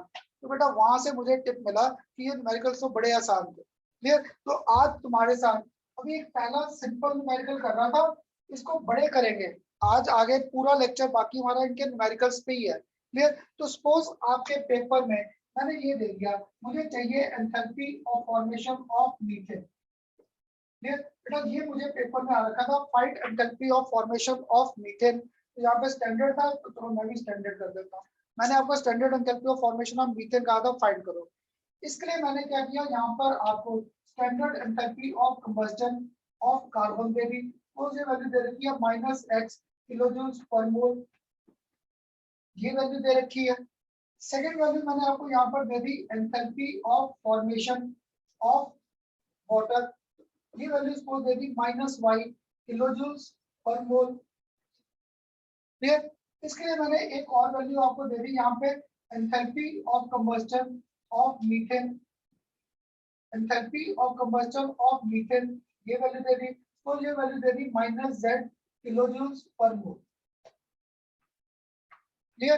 तो मैंने क्या किया, अभी देखा लेक्चर जब स्टार्ट किया था तुम्हारे साथ रिएक्शन सारी लिख रहा था, पर जब हैज लॉ का पहला ही न्यूमेरिकल पकड़ा, मैंने आपको दे दिया मुझे enthalpy of formation of methane find करना है, इसलिए किया क्या, enthalpy of combustion of carbon mentioned है, सेकंड एंथैल्पी, और ये आपको ना कंबस्टन और ये क्लियर है, अलग अलग है, मैं ब्रैकेट को ना, ताकि आपको न्यूमेरिकल्स में डाउट ना आए, मैं ब्रैकेट्स को यहाँ पे ब्लू कलर से कर देता हूँ ताकि तुम्हें ये डाउट ही ना रहे,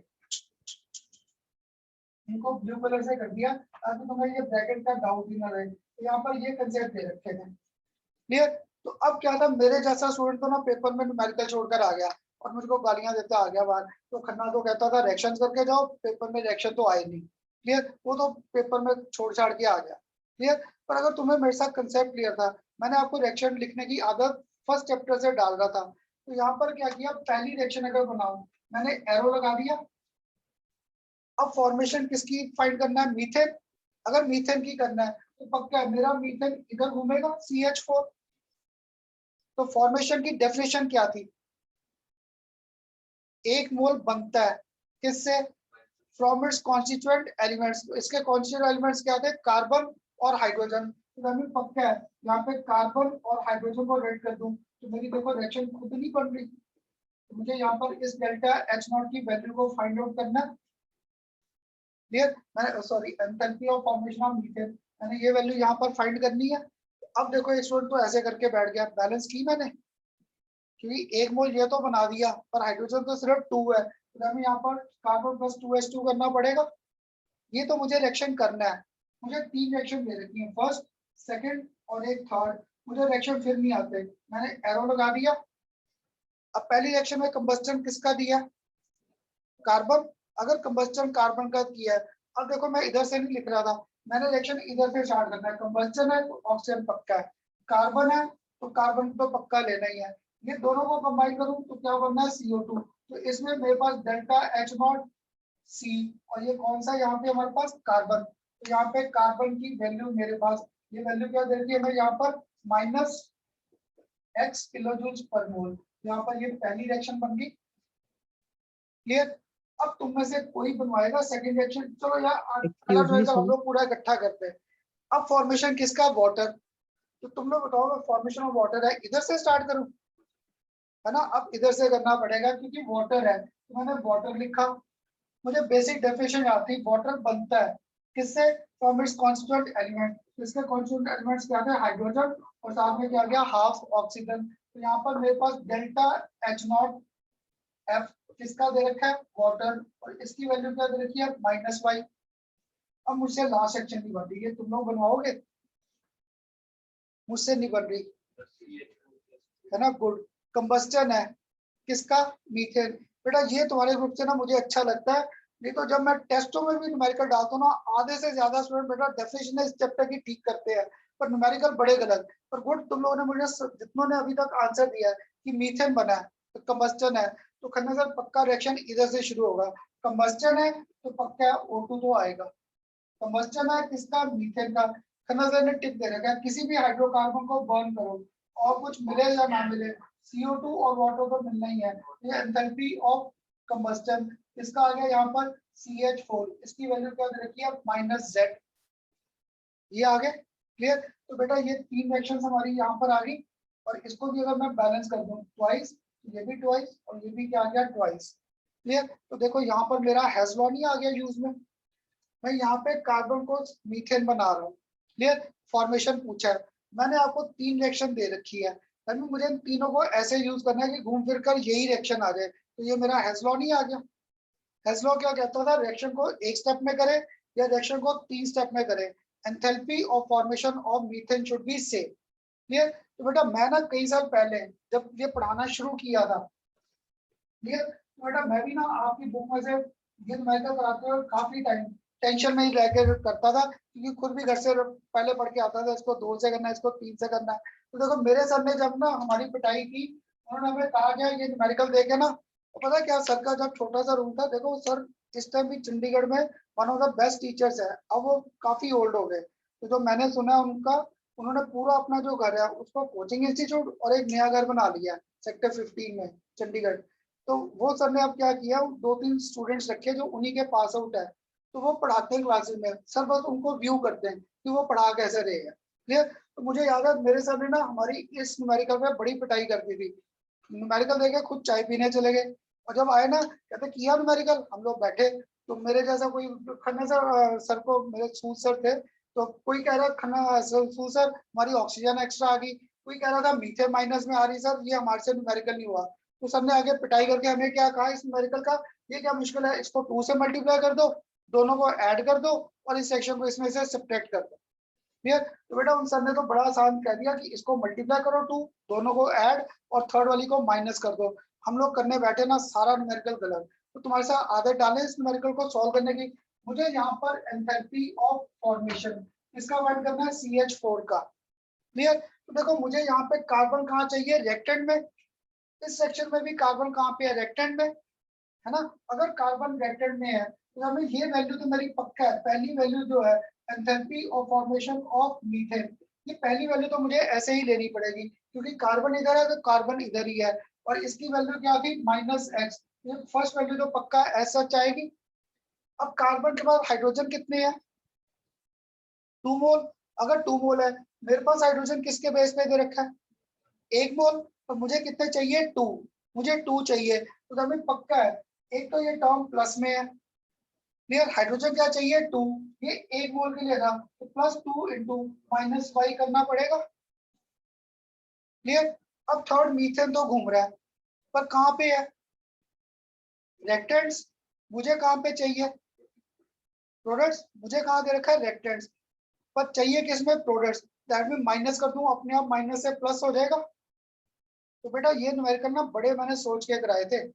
काफी न्यूमेरिकल्स को मैंने खुद पता नहीं कितना प्रैक्टिस किया तब तुम्हारे लिए ये लॉजिक निकाला है। तो मुझे ना बड़े स्टूडेंट ने रोका है। तो कई बार को क्या होता था इन दिनों में, कोई किसी और इंस्टीट्यूट से आते थे, वो कहते कहते खन्ना सर मेरा सर तब मैं नया नया था मार्केट में, तब वो आगे खन्ना सर मैं तो उन सर से पहले पढ़ता था, उन्होंने तो कोई ऐसा लॉजिक नहीं दिया, पक्का गलत है ये लॉजिक, ये नहीं। तो मैं उन बच्चों को कहता था गारंटी है, ठीक है तुम लोग घर पे चाहे प्रैक्टिस करो। क्लियर? और नेक्स्ट क्लास में ना वही बच्चे पक्का गलती निकाल के आते थे, खन्ना सर ये नहीं हुआ। फिर उनका कान पकड़ता था, कहता था देख कहाँ पे तूने कोई चीज छोड़ दी, ये छूट जाती है बेटा चीजा। नहीं तो ये हैज़ लॉ का बेसिक ही ये था, रिएक्शन को एक स्टेप में करें या रिएक्शन को 3 स्टेप में करें, आंसर हमारा क्या आना चाहिए, सेम। तो अब देखो पक्का है मीथेन मुझे कहाँ चाहिए, प्रोडक्ट्स में। यहाँ पे मीथेन कहाँ दिया, रेक्टेंट्स। तो हमें पक्का है यहाँ पे ये माइनस और साथ में क्या आएगा, -z। क्लियर? तो इसका आंसर घूम फिर के क्या आ जाएगा, अब देखो अगर मैं यहाँ पे लिखूं -x -2y और साथ में z आ गया। बेटा ये कंपटीशन में ऐसे क्वेश्चंस आ जाते हैं। तुम्हारे सीबीएसई में क्या होता है, इन सब की वैल्यूज दी है। क्लियर? कंपटीशन में मैंने बड़ी बार इनके न्यूमेरिकल्स ऐसे ही पढ़े हैं। लास्ट ईयर शायद तुम्हारे जेई के पेपर में भी एक न्यूमेरिकल इसी कंसेप्ट पे आ रखा है, बस -x और -2y + z। होता पता है क्या, मैंने देखो अभी यहाँ पर ये स्टेप इतना छोटा कर दिया न्यूमेरिकल, अगर तुम लोग बुक में से करोगे पूरा पेज भर रखा है। उन्होंने क्या किया, पहले फर्स्ट स्टेप में उन्होंने फर्स्ट स्टेप में इस सेक्शन को मल्टीप्लाई किया बाय 2, इसे 2 से मल्टीप्लाई किया।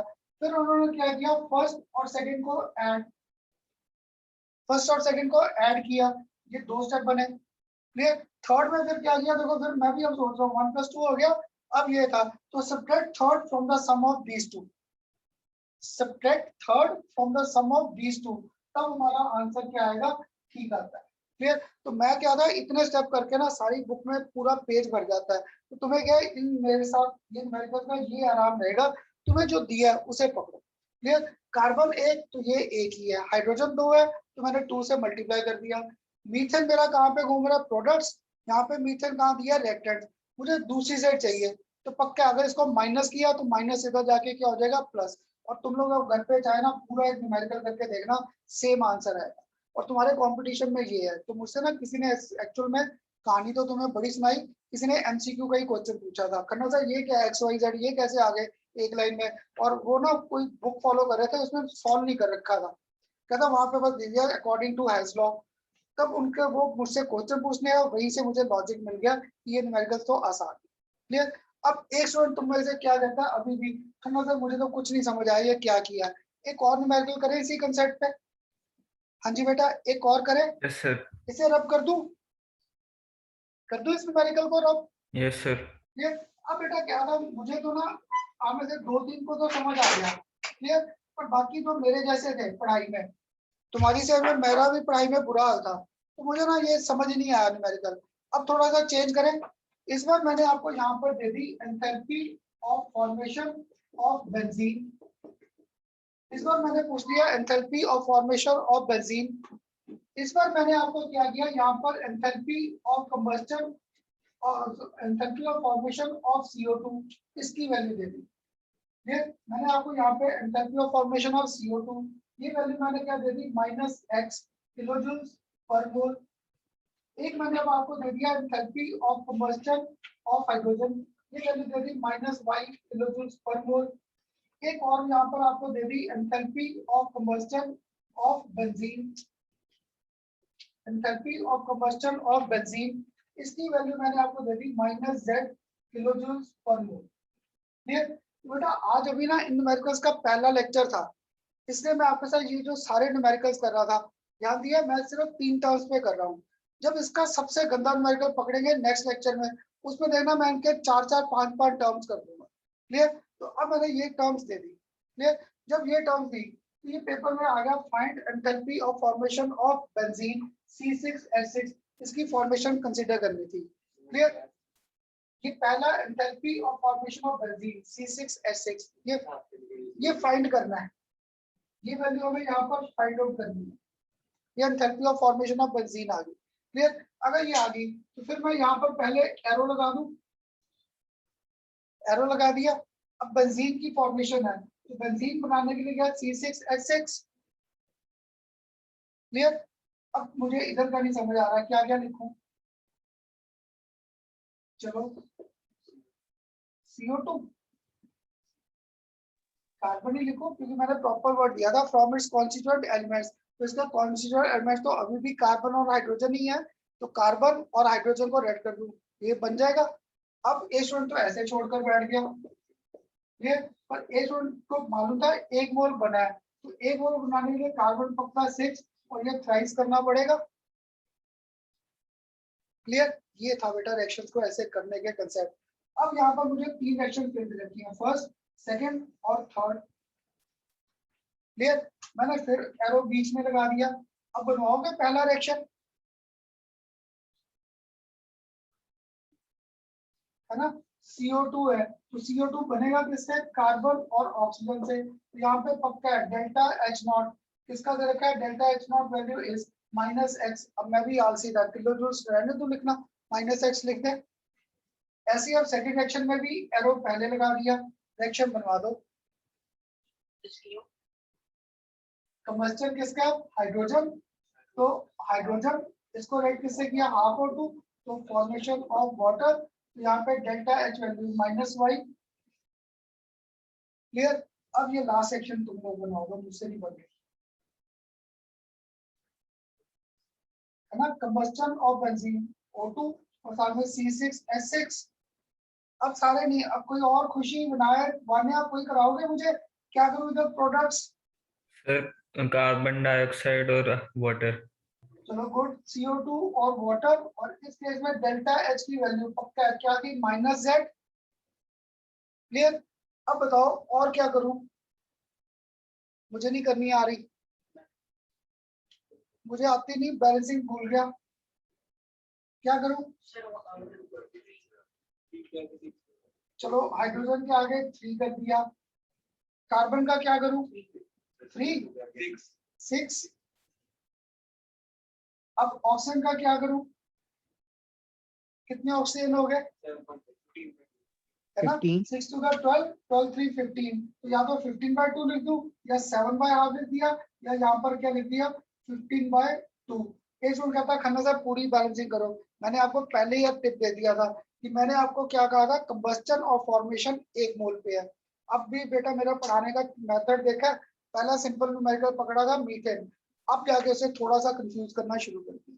क्लियर? जब ये किया, अब शायद तुम में से कोई स्टूडेंट तो मुझे एंथैल्पी ऑफ फॉर्मेशन किसका फाइंड करना है, बेंजीन का, शायद मुझे कोई तो जल्दी करा देगा ये न्यूमेरिकल के नहीं। मुझे कार्बन कितने चाहिए, 6, यहाँ पे कार्बन कितने दे रखे, 8, 6 चाहिए, तो मीन्स पक्का है 6 × -x हो जाएगा। क्लियर? मुझे हाइड्रोजन कितने चाहिए, 3, यहाँ पे हाइड्रोजन कितने दे रखे हैं, 1, अगर 1 है तो पक्का है +3 × -y हो जाएगा, हो जाएगा। बेटा सबको क्लियर हो रहा है या मैं खुद ही खुश हो रहा हूँ कि बड़ा आसान मेथड बताया है सॉल्व करने का। हाँ जी, सबको, सबसे पूछ रहा हूँ बेटा, सारे बच्चे बता दो एक बार, खुशी, हरनूर, सबसे, गुरनूर, सबसे पूछ रहा हूँ, सबको क्लियर। Yes sir. चलो गुड, अगर यहाँ तक क्लियर है तो यस सर। अब मुझे ये लास्ट वाला तुम लोग करा दो, मुझे नहीं आ रहा, -z।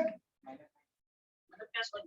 हाँ ये कहो, क्योंकि अब बेंजीन मुझे कहाँ चाहिए, प्रोडक्ट्स में, यहाँ पे रेक्टेड में है, तो माइनस साथ में क्या आ गया z, तो ये आ गया 6 इंटू एक्स, साथ में आ गया -3y, और साथ में क्या आ गया +z, आ गया मेरे पास बेंजीन का। ये बेटा तुम्हारे कंपटीशन में सबसे कॉमन क्वेश्चन, ये सबसे कॉमन क्वेश्चन ये आ रखे पेपरों में, और ये ऐसे ही आ रखे XYZ के बेस पे। क्लियर? सीबीएसई में क्या होगा, इन सबकी वैल्यूज गिवन होंगी पेपर में। क्लियर? और इसलिए मैं आपको कहता हूँ मुझे वैल्यूज क्राइम करने की जरूरत नहीं है, इस चैप्टर में सिर्फ साइन के लॉजिक्स है, वो हमें क्लियर होनी चाहिए। अब बताओ बेटा, सबको क्लियर हुआ? क्लियर? अब इनको थोड़ा सा घुमाना शुरू करें। अभी तो देखो मैं सिर्फ कार्बन और हाइड्रोजन लेकर चल रहा था, अब इनको थोड़ा घुमाना शुरू करें। और बेटा जो आगे न्यूमेरिकल्स कर रहा था ना, ये तुम्हारे कंपटीशन में बड़ी बार आ रखे, सीबीएसई में कई बार इतने ही आते हैं। मुझे 3 रिएक्शन चाहिए, 3 ही दे रखे, देखो 1 2 3, क्लियर? 3 ही रिएक्शन दे रखे हैं, इसलिए आज के लेक्चर में मैंने ध्यान रखना 3 टर्म्स को लेकर, नेक्स्ट लेक्चर में एक्स्ट्रा टर्म्स को पकड़ कर चले। तो बेटा नेक्स्ट लेक्चर से पहले ना एक बार इन सारे न्यूमेरिकल्स को जरूर गो थ्रू करना। क्लियर? अब तुम लोग बताओ, अगर मेरे साथ इतना लॉजिक क्लियर था, पहले लिख लो ये न्यूमेरिकल, कर दूं ना?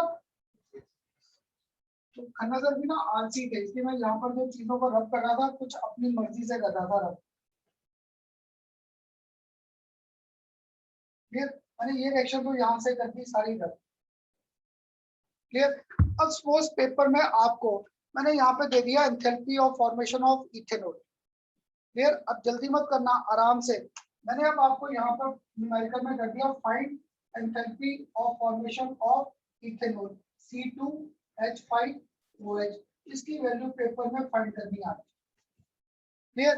तो तुम लोग बताओ बेटा, यहाँ पर मैंने आपको enthalpy of formation of CO2 भी दे रखा है, enthalpy of combustion of hydrogen भी दे रखा है, और क्या एक्स्ट्रा दूं जिससे कि ये न्यूमेरिकल सॉल्व हो जाए?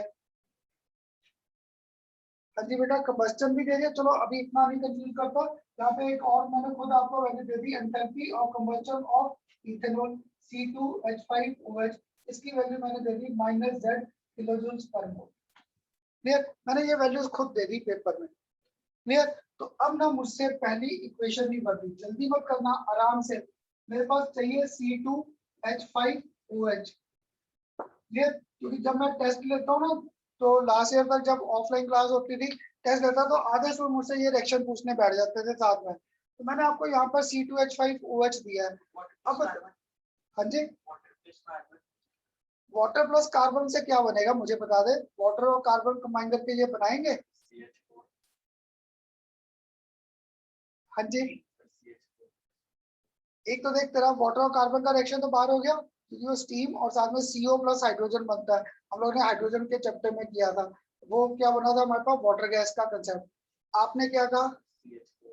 हाँ हाँ जी, CH4 प्लस O2, वहां पे मुझे कैटलिस्ट भी चाहिए। क्लियर? तो मैंने आपको शुरू से टिप क्या दिया है, 1 मोल बनता है किससे, फॉर्मेशन में क्या था, उसके कॉन्स्टिट्यूएंट एलिमेंट्स। तो इसके कॉन्स्टिट्यूएंट एलिमेंट्स क्या थे, कार्बन, हाइड्रोजन, और इस बार एक और ऐड नहीं हो गया, ऑक्सीजन, क्योंकि इस बार ऑक्सीजन भी यहाँ पे घूम रहा है। इसलिए बेटा ये कंपटीशन में सबसे कॉमन क्वेश्चन है। तो आधे से ज्यादा स्टूडेंट ऐसे ही करते हैं, जैसे आप कर रहे हो ना, जब हम लोग हाइड्रोकार्बन कर लेते हैं तो एक पक्का कहता है एल्कीन और वाटर को रेड कर दो, C2H4 और वाटर को रेड कर दो, करना सर C2H5OH बन गया। तो यहाँ पे टिप था कि 1 मोल बनता है किससे, फ्रॉम इट्स कॉन्स्टिट्यूएंट एलिमेंट्स। तो इसके कॉन्स्टिट्यूएंट एलिमेंट्स क्या थे, कार्बन, हाइड्रोजन, और साथ में क्या था, ऑक्सीजन। अब बैलेंसिंग करा दो, मुझसे बैलेंसिंग भी नहीं हो रही। चलो 2 गुड, क्योंकि बड़े हाइड्रोजन 5 देखे ना, मुझे 2.5 के कंसेप्ट पे चले जाते हैं। 5 ये और एक ये भी था, 5 और 1 6, अगर 6 है तो पक्का ये थ्राइस हो जाएगा, और ऑक्सीजन यहाँ पे घूम फिर के हाफ हो जाएगा। अब याद है शुरू से मैंने आपको डेफिनेशन में पहले ही कंसेप्ट दे रखा है, ऑक्सीजन की सप्लाई क्या, फ्री। मुझे ऑक्सीजन से कोई लेन देन ही नहीं है न्यूमेरिकल में कि 1 मोल है, 2 मोल है, 3 मोल है, 4 मोल है, क्योंकि ये तो फ्री था। क्लियर? अब देखो यहाँ पर ये दोनों रिएक्शन तो सेम बनी है ना, दोनों रिएक्शन तो सेम बने। अगर ये दोनों रिएक्शन सेम बने, मुझसे थर्ड नहीं बन रहा, तुम लोग बनवाओगे? मुझसे ये थर्ड रिएक्शन नहीं लिखा जा रहा, कंबस्टन C2H5OH, किसकी टर्म्स में था, O2। हाँ जी बेटा, सारे बताओ मुझे, हर्षिता क्लियर हो रहा है बेटा हर्षिता? चलो Yes, good. sir. तो चल फिर अब बता दे हर्षिता, प्रोडक्ट क्या बनेगा C2H5OH और O2 को बर्न किया। हाँ जी, अब देखिए धीरे धीरे बोल रहे हैं CO2 और साथ में क्या बन जाएगा वाटर, क्योंकि आपको टिप दिया था किसी भी ऑर्गेनिक कंपाउंड या हाइड्रोकार्बन को बर्न करें और कुछ मिले या ना मिले, CO2 और वाटर तो मिलना ही है। अगर मिलना ही है तो यहाँ पे पक्का है डेल्टा H की वैल्यू क्या थी -Z। अब बैलेंसिंग फिर नहीं आती मुझे, करवाओगे कैसे करें? चलो गुड। और क्या करूं? हाइड्रोजन 5 और एक ये 6, अगर 6 है तो यहाँ पे 3 पक्का, ये 4 और ये 3 7। क्लियर? अगर 7 है तो ऐसे कर दूं या एक जो करता करना था, मेरी बुक में तो ये नहीं दिया तो तुम्हारी बुक में। क्लियर? और एक कलाकार और मिला। क्लियर? सॉरी एक इधर भी है, अगर एक इधर भी है तो घूम के यहाँ पे 4 और 3 7, ये थ्राइस O2 रह गया। एक कलाकार मुझे और मिला, कहता खन्ना सर इस बार तो हमारा पेपर MCQ है, तो ये लास्ट रिएक्शन को तो बैलेंसिंग के ऊपर आ रहे हो, 1 मोल चाहिए 1 मोल है, रहने दो ऐसे कि नहीं, है ना? हर साल मिलता है ऐसा कोई ना कोई स्टूडेंट, पर ये आंसर वो देता है जो 7 साल दिमाग उल्टा भी चलाता है साथ। तो कहता खन्ना सर क्यों बैलेंस करा रहे हो, टाइम खराब कर रहे थे, आपने खुद ही कहा कंबस्टन चाहिए, तो यहाँ पे 2 आए 3 आए 4 आए, मैं तो नहीं करता, तो गलत तो नहीं कह रहा ना? जब MCQ में टीचर भी देख रहा है, तुम्हें तो आंसर चाहिए। क्लियर? तो इस सेशन को चाहे ऐसे भी छोड़ सकते थे। क्लियर? अगर ऐसे छोड़ सकते थे, अब मुझे यहाँ पे एंथैल्पी ऑफ फॉर्मेशन किसका फाइंड करना था, C2H5OH। अब तुम लोग ही बताओ मुझे कार्बन कितने चाहिए, 2, यहाँ पे क्या दे रखा है 1, तो पक्का है -X × 2 हो जाएगा। क्लियर? सेकंड का क्या करूं, +3 × -Y, और लास्ट वाला क्लियर, ये तो ये घूम करके माइनस और साथ में -Z। अब भी देखो बेटा मैं आपको ना पूरा स्टेप लिख रहा हूँ। क्लियर? और तुम लोगों को जब टेस्ट चेक करते हो ना यहीं पे गलती मिल जाती है। क्लियर? तुम लोग क्या करते हो, इससे भी और कट शॉर्ट, इससे और कट शॉर्ट करोगे तो कोई ना कोई माइनस का साइन गलत हो जाएगा, इसलिए स्टेप में मूव करो। अगर स्टेप में मूव किया तो यहाँ पे पक्का है -2X -3Y और साथ में क्या आ गया +Z। ये सारे क्वेश्चन तुम्हारे कहीं ना कहीं पेपर्स में आ रहे हैं। क्लियर? अब बताओ बेटा आज के लेक्चर के, अभी ये हेज लॉ के बेस पे न्यूमेरिकल्स जो आसान थे, अभी सिंपल कांसेप्ट्स पे थे। क्लियर? हाँ जी बेटा सबको क्लियर? अगर क्लियर है तो ऐसा करो एक रिएक्शन मुझे बनवा दो ताकि मुझे भी कंफर्म हो जाए, हाँ भाई अब ऐसे न्यूमेरिकल कर सकते हैं। तो बेटा पिछले साल या उससे 1 साल पहले ही सारा न्यूमेरिकल इसी कंसेप्ट पे आ रखा है, वो आ रखा है enthalpy of formation of benzoic acid, वो आ रखा है enthalpy of formation of benzoic acid, वो बेंजोइक एसिड की फॉर्मेशन पे आ रखा है। तो तुम लोग मुझे बेंजोइक एसिड बनाने के लिए मैं ये सारे बाकी रख कर देता हूँ, क्योंकि मुझे बाकी ये सॉरी लिख लिया सबने। अब बेटा तुम लोग ना इस न्यूमेरिकल का बस मुझे ये बता दो, अगर मैं यहाँ पे बात कर रहा था enthalpy of formation of benzoic acid, clear? मैं यहाँ पे बेंजोइक एसिड की फॉर्मेशन कर रहा हूँ C6H5 और COOH। क्लियर? तुम लोग बता दो स्टार्टिंग मटेरियल क्या क्या आएगा। सर कार्बन H2 और O2। चलो कार्बन और H2 और साथ में O2। गुड। कितने कितने लिखूं, कार्बन हाइड्रोजन सारे ये भी बता दो। 6 कार्बन। हाँ इसलिए पूछा, देखो एक बीच में 7 भी सुनो, मेरा राइटिंग तो बड़ी गंदी है पर ये अपनी तरफ से सी किया, 6 और 1 7, तो हमें यहाँ पे 7 कार्बन आ जाएंगे। इसलिए कहा था बेटा कंपटीशन में ये आता है, और तुम लोग जल्दी जल्दी में ना ये 6 कार्बन देख लेते हो, खन्ना सर का क्वेश्चन आ गया, पर तब क्या था एक कार्बन एक्स्ट्रा भी आगे घूम रहा है। क्लियर? इसलिए मैं ये सारे रिएक्शंस करा रहा था। यहाँ पे ये आ गया हाइड्रोजन, क्लियर, 5 और ये 6 3 और O2 SH आ गया। क्लियर? ये था बेटा इन क्वेश्चंस को करने के कंसेप्ट। अब बताओ आज के लेक्चर में हेज लॉ के जो न्यूमेरिकल सिंपल कंसेप्ट्स पे थे, सिंपल। आज सबसे पहले आपको डेफिनेशंस क्लियर की, कंबस्टन, फॉर्मेशन और एंथैल्पी ऑफ रिएक्शन। उसके बाद फिर हेज लॉ के न्यूमेरिकल्स पकड़े, और हेज लॉ के न्यूमेरिकल्स आज मैंने लेक्चर में ध्यान रखा कि we were considering just on the basis of, देखो यहाँ पर भी मुझे 3 और रिएक्शन भी 3 गिवन थे, क्योंकि ऑक्सीजन की सप्लाई क्या थी फ्री, इससे मुझे कोई लेन देन नहीं। तो बेटा आज के लेक्चर में हैशलॉ के सिंपल न्यूमेरिकल्स किए थे, तो आप लोग ना नेक्स्ट लेक्चर से पहले एक बार ये न्यूमेरिकल जरूर गो थ्रू करना, क्योंकि बेटा नेक्स्ट लेक्चर में क्या होगा, इनको थोड़ा सा घुमा देंगे। अब मैं रिएक्शन नीचे एक्स्ट्रा लेनी शुरू कर दूंगा 4 4 5 5, तो वो क्या होगा, वो इंटरमीडिएट्स का कंसेप्ट आता है। तुम लोगों ने ऑर्गेनिक नहीं की, क्लियर, वहां पे इंटरमीडिएट्स ही करते थे, बीच में ही बनते हैं, बीच में ही क्या हो जाता है, कंज्यूम। तो वो जो एक्स्ट्रा रिएक्शन है उनको बीच में ही हमें खत्म करना होगा, क्लियर। तो आज का लेक्चर तो मेरे ख्याल इंटरेस्टिंग था, ये तो मजेदार था। अब नेक्स्ट लेक्चर में 2 या 3 लेक्चर और लगेंगे इस चैप्टर को खत्म करने में, सारे इसी कंसेप्ट के हैं। क्लियर करूं क्लोज, सबको क्लियर? Yes sir. हाँ जी, कोई डाउट तो नहीं है? हाँ जी बेटा, किसी को कोई डाउट? No sir. चलो ओके जी, ओके बेटा, थैंक यू सर। ओके बेटा, Thank you. Okay ji.